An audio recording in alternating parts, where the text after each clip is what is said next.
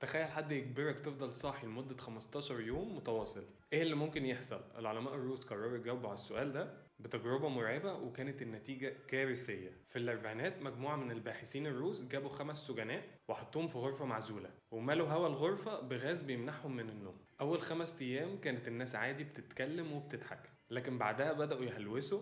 واحد قاعد يصرخ بدون سبب، والتاني قاعد يكلم ناس مش موجودة. وبعد أسبوع بيقولوا إن هما بدأوا يمزقوا أجسادهم بإيدهم. اليوم ال15 لما العلماء فتحوا الغرفة لقوا منظر مرعب، بعضهم كان ميت وبعضهم كانت في حالة جنون، مش عايزين يخرجوا، وبيقولوا إن هما بقوا أقوى من البشر العاديين. التجربة دي أثبتت إن النوم مش رفاهية، ده ضرورة لحياة العقل. لكن في ناس بتقول إن القصة دي أصلا مجرد أسطورة، وإنها مفيش دليل علمي حقيقي عليها. أنت شايف إيه؟ التجربة دي حقيقية ولا مجرد قصة مرعبة اخترعها على الإنترنت؟ سيب لي رأيك في التعليقات. استناني في حلقة جديدة عن أغرب التجارب الطبية في التاريخ. سلام.